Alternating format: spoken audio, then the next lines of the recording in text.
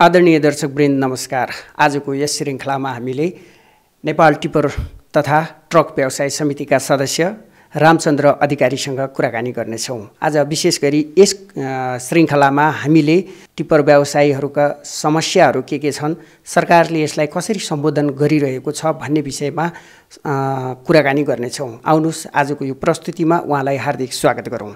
स्वागत छ यहाँलाई। के छ हाल खबर, कस्तो छ? राम्रै छ, राम्रैसँग दिन बितिरहेछ हैन। अब यो समस्या त कति छन् नै हैन। अब हाम्रो यो आसन्न यो अधिवेशन आउँदैछ 27 र 28 गते यसको। हाम्रो विगत कोरोनाले गर्दाखेरि पनि हामी अलिकति ब्याक थियौँ। हाम्रो साथीभाइहरू सबै जुटिरहनु भएको छ हैन। यो समितिको अधिवेशन वार्षिक साधारण सभा गर्नको लागि हामी त्यसमै केन्द्रित छौँ अहिलेलाई हैन। अहिले तयारी हुँदैछ यो केन्द्रीय अधिवेशनको लागि, अधिवेशनको तयारी हुँदैछ। हामी त्यसमा जोड्दैछौँ। सबै साथीहरू उतै हुनुहुन्छ, म मात्रै तपाईँलाई टाइम दिएर यता आइरहेको छु अहिले। अहिले यो विशेष गरी अब यो टिपर व्यवसाय लकडाउनले कतिको मारमा पर्यो? अब नेपाल सरकारले तपाईँको निर्माण क्षेत्रलाई अलिकति खुकुलो बनाएको त हो, तर कसरी खुकुलो बनाउने अचानक राखेर खुकुले रेटा राखेर अब के गर्छस् त गर्दैछ भनेर एउटा सम्भावना र चुनौती दुईटै दिएको अवस्था हो हैन। हामीले लगभग 40 दिन त टोटली हामी चल्नै पाएनौँ। त्यसपछि पनि समय सीमा तोकिदिएपछि 10 बजेभित्र छिर्नुहोस्, 4 बजे भ्यालीबाट बाहिर निस्किनुहोस् भनेपछि हाम्रा मजदुर साथीहरू कोही कोरोनाबाट डराएर, कोही तपाईँको यो भयावह स्थिति आउन देखेर साथीभाइहरूले धर्मर गरेर हैन, कोहीले दिनमा एक टिप, कोहीले 5 दिनमा एक टिप, कोहीले 2 दिनमा एक टिप गरेर धर्मर गरेर व्यवसाय चलाएको अवस्था छ। त्यही हो। तपाईँहरूको दिनको व्यवसाय र दिनको कारोबार त दिनमा गाडी त चल्दैन, राति मात्रै चल्छ। अहिले भन्नुभयो यहाँले 6 घन्टा रेगुलर चल्छ भनेर, त्यतिले के पुग्छ? यो त नेपालको राज्य सरकार जानो सर। तपाईँको 6 घन्टा काम दिएर नेपाल सरकारको एउटा कथन छ 6 घन्टा काम, 8 घन्टा काम, 8 घन्टा आराम, 8 घन्टा विश्राम हैन। यो गरेर काम गर्दैछ उसले भने यो तरिकाले त चल्न सक्दैन हामी त। किन भन्दा हामी राज्य सरकारलाई कर तिरेका छौँ, 365 दिनको कर त तिरेका छौँ। 365 दिन अब हामीलाई चलाउनु परेको छैन अफिस टाइम बाहेक। जबकि तपाईँको रिङ रोडभित्र छिर्नलाई अथवा काठमाडौँ उपत्यकाभित्र छिर्नलाई हामीलाई अफिस टाइम बाहेकको टाइम नेपाल सरकारले दिनु पर्यो। किन हामी त राज्यलाई कर तिरेका छौँ, अग्रिम कर बुझाएका छौँ। त्यति मात्रै नभएर हाम्रा व्यवसायहरू कतिसम्म धराइसकेका छन् भने अहिले हाम्रो व्यवसाय काम गर्ने अवस्थामा छैनौँ। किन भन्दाखेरि तल लोडिङमा गयो, लोडिङ नपाउने होइन, राति कसले लोड गर्छ? पब्लिकले डिस्टर्ब भन्छ। राति आएर अनलोड गर्न खोज्यो, पब्लिक डिस्टर्ब गर्छ, गर्ने के त अहिले? हामीले राज्य सरकारले अब चाबी बुझाउने बाहेक हाम्रो समस्या केही सोल्युसन केही पनि निकालेको छैन। हामीले विगतको दिनहरूमा विज्ञप्ति बुझायौँ, प्रदेश सरकारलाई दियौँ, केन्द्रीय सरकारलाई दियौँ, सिडिओ कार्यालयलाई दियौँ, ल पख है हामी हेर्छौँ, यति मात्रै उहाँहरूको सहानुभूति भएको। तर यो निर्णायक बिन्दुमा केही पनि पुगेको छैन। अब आउने जुन हाम्रो नेपाल टिपर तथा ट्रक व्यवसाय समितिको जुन अधिवेशन छ, यसमा कुनै निर्णायक मान्छे आउनु होला, एउटा प्रतिस्पर्धा गर्न सक्ने, सरकारसँग कोर्डिनेसन गर्न सक्ने मान्छेहरू आउनु होला। केही हुन्छ कि भन्ने आश लिएर हामी अब केन्द्रीय यो तपाईँको चुनावमा जाँदैछौँ हैन, समितिको चुनावमा जाँदैछौँ। त्यसमा केही फाइनलाइज गरेर कुनै साथीहरू आउनु भने केही गर्न सक्नुहुन्छ कि भन्ने आश छ। त सरकारले अहिलेसम्म हामीलाई व्यवसाय गर नगर भनेर टिप्परलाई एकदम हेला गरेको अवस्थामा छौँ हामी। अब यसलाई के गर्ने भने एउटा निचोड निकाल्नको लागि हामी नयाँ साथीहरू, युवा साथीहरू हैन, जोसँग सबै तरिकाले मिल्न सक्छन्, ती साथीहरू मिलेर हामी नयाँ एउटा नेतृत्वको लागि जान्न तयार छौँ। त्यसकै लागि हामी उभिरहेछौँ। महाधिवेशन यसपटकको तपाईँहरूको चुनौतीपूर्ण छ? महाधिवेशन चुनौतीपूर्ण छ। अब चुनिएर जाने साथीहरूलाई पनि व्यवसायको मर्का बुझ्नु पऱ्यो, सरकारको पनि कुरा बुझ्नु पऱ्यो। तर यो दुईटैले कम्बिनेसन गरेर लान सक्ने क्षमतावाला मान्छे चाहिएको छ हामीलाई। अहिले जुन सरकारले तपाईँहरूलाई धेरै गाडी चलाइरहन अफिस टाइम भनेर होइन, सर्वसाधारणको समय भनेर गाडी चलाउन दिइरहेको छैन जहाँसम्म लाग्छ, त्यही कारण होला। त्यसमा त्यो दुर्घटना भइरहँदाखेरिको यो जोखिमतालाई न्यूनीकरण गर्नको लागि तपाईँहरूलाई समयावधि तोकेको पनि त हुनसक्छ, के लाग्छ? तोकेको भन्दा पनि नेपाल सरकारले निश्चित ठाउँमा तोकिदिनु पऱ्यो, स्पिड तोकिदिनु पऱ्यो, यतिमा हिँड भनेर भनिदिनु पऱ्यो। कमसेकम नेपाल सरकारले एउटा मिस्त्रीले, एउटा जेलादारीले काम गर्ने सम्भावना त बनाइदिनु पऱ्यो नि, ठाउँ त दिनु पऱ्यो नि। तपाईँ बिहान बेलुका 10 बजे गाडी काठमाडौँ भ्यालीभित्र आउँछ, राति ग्यारेज खुल्छ, सरकारले कर तिर्नुपर्ने, कसरी चोर्ने? चोरेर ल्याएर तिर्ने राति काम गर्न दिनु परेन। अनि गाडी तपाईँको आउँदैन पर्मिट जाँच पास गर्ने गाडी कसरी के गर्ने? यातायात विभागले बुझ्नुपर्छै पर्दैन यस्तो कुराहरू। तपाईँको अहिले जाँच पास गर्नलाई गाडी नभइकन जाँच पास हुँदैन, सबै सेटिङको आधारमा जाँच पास गरिरहेछ। गाडी ल्याउनलाई व्यवस्था गरिदिनु पऱ्यो नि त। अफिस टाइम ब्याकमा हामीले काम गर्न दिनु पऱ्यो। हो ठिक छ, हाम्रो कुनै गल्ती कमजोरी छ भने हामी सच्याउन तयार छौँ। नेपाल सरकारको नर्म्स कन्डिसन अनुसार हामी हिँड्न तयार छौँ, तर त्यो तरिकाले होइन नि त। काम गर्ने त वातावरण दिनु पऱ्यो नि। अफिस टाइममा तपाईँहरूले अफिस टाइममा दिउँसो अफिस खोल्ने अनि राज्यलाई टिप्रा आउन नपाउने जाँचबुझ कसरी गर्छ? समस्या छ नि त त्यसमा। कमसेकम सरकारले अफिस टाइम बाहेक तपाईँको रिङ रोडमा गाडी पहिला चलिरहेको थियो त्यही कन्डिसनमा हामी खोल्न चाहन्छौँ। त्यही कन्डिसन हाम्रो चाहिन्छ। ठिक छ, तपाईँको 100वटा गाडी आउने हो कि 200वटा आउने हो कि 300वटा गाडी आउने हो, प्रत्येक नाकाबाट उहाँले फाइनल गरिदिनु पऱ्यो र व्यवसायलाई मारौँ परेको र उहाँले सम्बोधन गरिदिनु पऱ्यो। त्यही हो। सरकारले नसुन्नुको कारण के? तपाईँहरू बलियो नभएर तपाईँहरूको व्यवसायमा धराशायी भएको हुनाले हो या तपाईँहरूको के छ? व्यवसाय धराशायी त अवस्थामा 100% छौँ हामी, होइन। तपाईँको हाम्रो घर खेत राखेर होइन, एउटा चाहिँ एउटा स्वरोजगारले, एउटा चालकले पनि म गाडीको किनेर मेरो परिवार पाल्छु, 2 पैसा कमाउँछु, रोजीरोटी गर्छु, औषधि उपचार गर्छु भनेर काम गरेको हुन्छ नि त, होइन। तपाईँको समयमा लोड नहुने, समयमा अनलोड नहुने समस्या के छ? पब्लिक डिस्टर्ब भयो भन्छ, राति काम गर्न दिँदैन कसरी भयो, होइन। दिउँसो सरकारले दिँदैन भने हामी गर्ने के त हो? हामी पनि त्यो सम्बोधन गर्ने नेतृत्व खोज्दैछौँ क्या। तपाईँको इन्डियाबाट भारतीय नम्बर प्लेट गाडी निर्बाध रूपबाट काठमाडौँमा दिउँसै 2200 कि 2400 गाडीहरू गुडिरहेको हुन्छ। नेपाली गाडी त छैन, ट्रकहरू चलिरहेछ। अनि टिप्पर किन चल्न दिन्छ? त्यसको एक्सेसको हिसाबले तपाईँको चाहिँ त्यो गाडीको बनावटको हिसाबले टिप्पर त छोटो छ त, लामो त छैन। त्यसले तपाईँको चाहिँ भार धेरै बोकेर ल्याउने त होइन।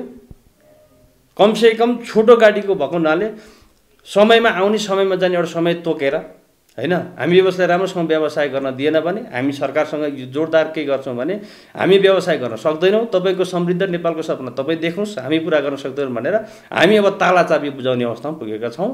र सरकारले सम्बोधन छिटै गर्छ गर्दैन त्यो हामीलाई थाहा छैन, तर हामीले धेरै लिङ्गरिङ, सरकारले धेरै लिङ्गरिङ र विशेष गरी टिप्परले यतिसम्म गरिरहेको छ तपाईँलाई, हामीले के गर्न सक्छौँ त तिमीहरूले भनेर हाम्रो व्यवसायी साथीहरूले पनि केही गर्न नसकेको अवस्थामा पुगिसकेपछि हामीले अब लास्टमा यो महाधिवेशनबाट अथवा यो तपाईँको समितिको चुनावबाट एउटा नयाँ नेतृत्व ल्याएर, काम गर्न सक्ने नेतृत्व ल्याएर हामी वारको पार गर्ने अवस्थामा पुग्छौँ। अब त्यही हो। तपाईँहरूको एउटा माग जुन छ, त्यो माग चाहिँ कुन निकायले कसरी सम्बोधन गरिदियो भने तपाईँका मागहरू पुरा होलान् जस्तो लाग्छ? तपाईँको माग सम्बोधन गर्दा यातायात व्यवस्था विभागले सबैभन्दा राम्रो कुरो गर्नुपर्ने उहाँले हो। ल भ्यालीको ट्राफिकको जुन प्रमुख हुनुहुन्छ उहाँले सम्बोधन गर्नु पर्यो। र जुन तपाईँको हाम्रो यातायात व्यवस्था विभागका हाकिमहरू हुनुहुन्छ, सरहरू हुनुहुन्छ, यातायात मन्त्री हुनुहुन्छ, उहाँको आसेपासेहरू, उहाँका सल्लाहकारहरू कस्तो सल्लाह दिनुहुन्छ क्या उहाँहरू एउटा टिप्पर किनेर हेर्नुहोस् त कतिसम्म व्यथा छ हामीहरूलाई। हामी घर खेत राखेर दिन्छौँ, एक दिन टिप भएन भने हामीलाई कति लस हुन्छ, तर ब्याङ्कले छोड्छ, करले छोड्छ। उहाँले किनेर हेर्नुहोस्, उहाँले चेक गरेर हेर्नुहोस्, एउटा गाडी किनेर चेक गर्नुहोस् क्या कतिसम्म व्यथा हुन्छ, कतिसम्म पिर हुन्छ। एउटा मजदुर पाल्न के गर्नुपर्छ, एउटा गाडी पाल्न कति गर्नुपर्छ, त्यो समस्या त उहाँले हेरिदिनु पऱ्यो नि त। समस्या समाधान गर्ने भनेको यातायात व्यवस्था विभागले, यातायात मन्त्रीले, नेपाल सरकारले र सम्बन्धित जुन जुन ठाउँमा तपाईँको काम छ, जुन जुन ठाउँमा तपाईँको चाहिँ एउटा तपाईँको चाहिँ उत्खननको नेपाल सरकारले छुट्याएको हुन्छ, त्यो सबैजना मिलेर एउटा टाइम पिरियड तोकिदियो भने हाम्रो समस्या समाधान हुन्छ। एउटा व्यवसायको सदस्य पनि हुनुहुन्छ अनि एउटा व्यापारी पनि हुनुहुन्छ। तपाईँलाई प्रत्यक्ष रूपमा यो व्यवसायसित लाभ घाटा नाफा के छ भन्ने कुरा एकदम थाहा भएको कुरा हो, होइन? नाफा के हुन्छ भने म तपाईँलाई आइहाल्नुभयो, म यो कुरा क्लियरसँग के भन्छु भने हामी यहाँबाट गाडीलाई 15,000 20,000 रुपियाँ एउटा बालो लोड गर्नलाई 20,000 रुपियाँ पेस्की दिएर पठाउँछ। त्यहाँ भ्याट बिल दिन्छ कतिको 10,000को भ्याट बिल दिन्छ। फुल एमाउन्टको भ्याट बिल कहिले पनि तलबाट दिँदैन। जुन वासिङ छ, जुन तपाईँको चाहिँ लोड गर्ने ठाउँ छ त्यहाँबाट कहिले पनि दिँदैन, बुझ्नुभयो नि? त्यहाँबाट बाँकी ड्राइभर डिजल, ड्राइभरको गाडीको डिजल, ड्राइभरको भत्ता, बाटो कर सबै कटाएर ल्याउँदाखेरि एउटा गाडीबाट फाइदा भनेको 3500 देखि 4,000।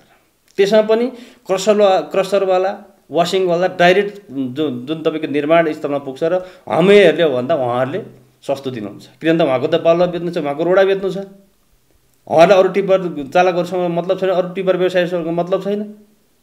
हो, समस्या यहाँनिर हो क्या।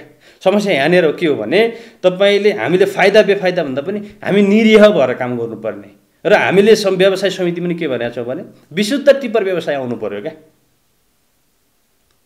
व्यवसाय गर्नलाई विशुद्ध व्यवसाय मात्रै आउनु पर्यो, न कि क्रसरवाला न कि वासिङवाला। उहाँले के गर्नुहुन्छ, आफ्नो मन लाग्दो तरिकाले लोड गरिदिनुहुन्छ। हाम्रो गाडी लोड गर्न गयो उहाँले केही पनि दिनुहुन्न। हाम्रो गाडी आफ्नै गाडी आउँछ, तपाईँले लोड दिँदैन भन्नुहुन्छ। अनि हामीले लोड गर्ने कहाँ? हामी तिर्छौँ राज्यलाई कर, तिर्न त उहाँहरूले पनि तिर्नुहुन्छ।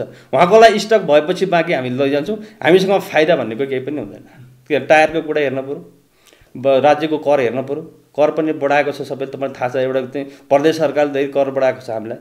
सङ्घीय सरकारले हामीले रिक्वेस्ट गरेका छौँ, अहिलेसम्म हाम्रो घटेको केही मात्रामा घट्यो, सबै घटेर आएको छैन।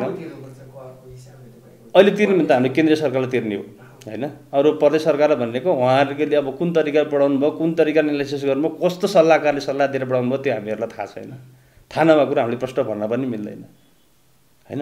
नाफा घाटा भन्ने हो भने हामी जेने तेन सास धान्ने अवस्थामा छौँ, त्यही हो होइन। उसो त अब काठमाडौँमा धेरै निर्माणको कामहरू भइरहेका छन्, सरकारको पक्षबाट होस्, सङ्घ संस्थाको होस् या प्राइभेट कसैले घर बनाइरहेको छ, धेरै भइराखेको छ नि। यस हिसाबले त तपाईँहरूको त मुनाफामै रहनुपर्ने होइन र? होइन, तपाईँले भने जस्तो छैन सर। हेर्नुहोस्, तपाईँको के छ भने एउटा क्रसिङवाला, एउटा क्रसरवालाले एउटा वासिङवालाले सिधै प्रोजेक्टसँग कनेक्सन गर्छ हो।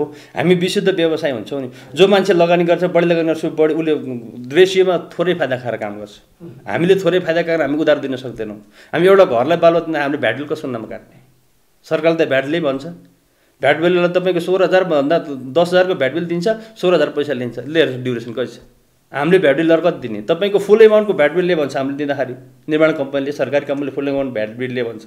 ऊ तलबाट भ्याट बिल दिँदैन फुल एमाउन्टको। अनि हामी बिचमा चोर बनाएको छौँ क्या, बुझ्नुभयो नि? हो, सरकारले सामान दिन सकिन्छ, तर के भन्छ, सबैलाई भाइचाराको सम्बन्ध राख्नु पऱ्यो नि त। हो, त्यो कन्डिसन नेपालमा छैन। र यो विशेष गरी हाम्रो यो धादिङ, मेलम्ची, सिन्धुपाल्चोक अनि त्यसै गरी यता भगुन्डे बेसीतिर हाम्रो यो तपाईँको लोडिङको स्पोट छ होइन। जहाँ लोडिङ स्पोट हुँदाखेरि तपाईँहरूको के छ भने आज जान्छ गाडी, भोलि आउँछ, समयमा आउनु पाउँदैन होइन। निर्माणाधीन सामानहरू ल्याउनलाई तपाईँको राति 4 बजे गएर के 12-10 बजे आएर अनलोड गरेर 3 बजे रातभरि ड्राइभर नसुत्ने, उनीहरूको समस्या कसले बुझ्दैन होइन। समस्या यो हो हाम्रो। त्यसो भए त अब जस्तो तपाईँको व्यवसाय, ड्राइभर र सरकारसितको त्रिकोणात्मक समन्वयन भयो भने पक्कै पनि दिउँसो पनि यो गाडी चल्न सक्ने सम्भावना देख्छ। तपाईँहरूले चलाउन सक्ने सम्भावना के छ? जस्तो ड्राइभरहरू अनियन्त्रित तरिकाले हाई स्पिडमा चलाइदिने, अनि अब सुरक्षाको दृष्टिकोणले पनि उनीहरू धेरै यङ जेनेरेसनका केटा ड्राइभरहरू हुने, त्यस कारणले गर्दाखेरि पनि यो विशेष गरी यो बाइक चलाउनेहरू, स्कुटर चलाउनेहरूलाई बढी असर परिरहेको देखिएको हुनाले यो न्यूनीकरणको लागि यतिसम्म गरेको हुनसक्छ भन्ने कुरा देखिन्छ होइन त? अब यसका लागि गर्नुपर्ने कारणहरू, तपाईँहरूले सुधार गर्नुपर्ने ठाउँ के छन् र सरकारले र तपाईँलाई दिन सक्ने सम्भावना के छ? के यसका लागि तपाईँको तर्फबाट के सुझाव छ? अवसर र चुनौती सबै छ होइन। अब हामीले सरकारसँग के माग गर्छौँ भने हामीलाई अफिसियल टाइम बाहेक, अफिस टाइम बाहेक रिङ रोडभित्र निर्वाध रूपमा चल्न दियो भने गाडी 100% स्लो हुन्छ। तपाईँको युवा भनेर युवा मात्रै छैन, उसको पनि जान्छ छैन, उसको पनि त बाबामा छन् घरमा, उसले जानी कसैलाई पनि मार्दैन नि, मार्छ। हो, बनावटको दृष्टिकोणले, टेक्निकल दृष्टिकोणले अलिकति यातायात विभागले पनि अलिकति प्रब्लम छ है भनेको छ। त्यो त अधिकार निकायले सुधार गर्नु पऱ्यो नि। हामीलाई के समस्या छ र? जस्तो आयो हामीले त्यस्तै चलाउने हो नि त। हामीले बनाएर यति बनायो भने टाटाले दिँदा होइन, लेलेले दिँदा होइन होइन। अब ड्राइभरको कन्डिसनमा राति तपाईँको रात बिरातको त्यो हुन्छ, उसको स्वास्थ्यमा त्यति नै असर परेको हुन्छ होइन। भन्नुहोस् न, उसको छर्चा जान्छ चाहिँ पाल्नु पऱ्यो। स्पिड तपाईँको तछाड मछाड गरेर गाडी आउँछन्। किन भन्दा तपाईँको म अस्ति धादिङ जाँदाखेरि तपाईँको 9 बजे सिक्री खोलाबाट गाडी छोड्छ। हेर्नुहोस् है, सिक्री खोलाबाट नागडुङसम्म जाम हुन्छ, किन सबैले हतार हुन्छ नि जानलाई हो। विशेष गरी व्यवसाय जुन मासमा सामान बोक्ने साथीहरू गाडीले एकदम हतार हुन्छ। उहाँहरूलाई सानो सानो गाडी देख्नुहुन्न, सानो कार देखेन उहाँहरूले बाटै दिनुहुन्न क्या। त्यो कमजोरी हाम्रो होइन नि त। सरकारले मापदण्ड थोरै पार्किङ छुट्याइदिनु पऱ्यो, अनि यो गाडी फलान ठाउँमा आएर बस्छ भन्नु पऱ्यो होइन। भन्नुहोस् न, हामीले त राज्यलाई कर तिरेका छौँ त बाबा, कर नतिरे त होइन हामीले त। त्यो सरकारले पनि त छुट्याउनु सक्नु पऱ्यो नि त। त्यो त्रिकोणात्मक समन्वय कसरी हुन्छ भने हामी व्यवसाय, विशेष गरी टिप्पर व्यवसायलाई अहिले कहिले पनि यातायात विभागले बोलाएर तिमीहरूको समस्या के हो भनेर बोलाएको छैन। बोलाउनु पऱ्यो, बोलाउनुहुन्छ। हामीभन्दा महासङ्घका मान्छेले बोलाउनुहुन्छ। महासङ्घका मान्छेको सबैको टिप्पर छैनन्, उहाँहरूको बस होला, कसैको ट्रेलर होला, कसैको ट्रक होला, उहाँहरूको त निर्वाध रूपले चलिरहेछ। टिप्परलाई कसले बोलाएको छ? टिप्पर समितिको मान्छे तपाईँहरूको आउनुहोस् भने अहिलेसम्म यातायात विभागले, यातायात मन्त्रालयले कसरी बोलाएको रेकर्ड छैन हामीसँग। होला कोही साथीहरू जानुभयो होला त्यसोमध्ये पनि, तर हामीहरूको बलबुताले उहाँहरूलाई सम्झाउन सकेनौँ। बुझ्नुभयो नि? समस्या के हो भन्दा त उहाँ आउनु पऱ्यो नि, फिल्डमा हेरिदिनु पऱ्यो नि। बेलुका 8 बजेदेखि 9 बजीसम्म 10-11 बजीसम्म जाम परेको हेर्नुहोस् त उहाँले। पार्किङ स्पट हेरिदिनुहोस्, बाटो कस्तो छ। राज्यले कर चाहिँ लिने, समाधानको उपाय नबोलाएपछि हामीले मात्रै के गर्ने त? हामी त रेडी छौँ, हामी सरकारसँग बसेर कुरा गर्न रेडी छौँ। टिप्पर किन सञ्चालनमा रोक लगाइयो, किन समय आउन दिएन, हामी वार्ता गर्न रेडी छौँ, हामी बस्न रेडी छौँ। उहाँहरूसँग हामी कुरा गर्छौँ, यो समस्या छ, हाम्रो समस्या सुनिदिनु पऱ्यो। समस्या सुनिदिएपछि विशेष त्यो आधिकारिक निकायले यो सम्भव छ, यो सम्भव छैन भनेर छुट्याइदिनु पऱ्यो नि। हाम्रो समस्या त टन्नै छन्, तर सम्बोधन गर्ने कसले? सुन्ने मात्रै, एउटा कानले सुन्ने अर्कोले उडाइदिने, अनि व्यवसायलाई कर मात्रै थुपार्ने। यो हुनाले त्रिकोणात्मक समन्वय गर्नलाई हामीहरूलाई उहाँहरूले समय दिनु पऱ्यो, हाम्रो समस्या बुझिदिनु पऱ्यो। हामीले के गर्ने हो त? हामीले त कर तिर्ने हो, अरू त केही छैन। हामीले त बाटो बनाउने हाम्रो काम होइन। सरकारले यो ठाउँमा पार्किङ गर, यो ठाउँमा गर भनिदिनु पऱ्यो नि त। विशेष गरी पार्किङलाई फोकस गरिदिनु पऱ्यो। यदि आउन नदिनु भने अनि निर्वाधनबाट चल्न दिनुहोस्, तपाईँको 40बाट माथि जाने गाडीले कारवाही गर्नुहोस्। हामीलाई के समस्या छ? लेन बनाइदियोस्, मोटरसाइकलको लेन बनाइदियोस्, साइकलको लेन बनाइदियोस्, गाडीको स्पिडमा हिँड्ने लोड गाडीको स्पिड के अरे तपाईँको चाहिँ छुट्याइदियोस्। बाटो छुट्याइदियो भने यो गाडीमा स्पिड गाडी हिँड्ने, यो गाडीमा कार हिँड्ने, यो गाडीमा मोटरसाइकल हिँड्ने, एउटा साइकल छुट्याइदियोस् नि त। हामीलाई के समस्या? केही पनि समस्या छैन नि। सरकारलाई हामी त्यो कुरा गर्न सहयोग गर्न तयार छौँ, तर सरकारले हाम्रो कुरा सुन्न तयार छैन। यति ढुक्क हुनुहोस्। हवस्, आफ्नो अमूल्य समय दिनुभयो अधिकारीजी, यहाँलाई धेरै धेरै धन्यवाद। हस्, धन्यवाद हजुर। हस्।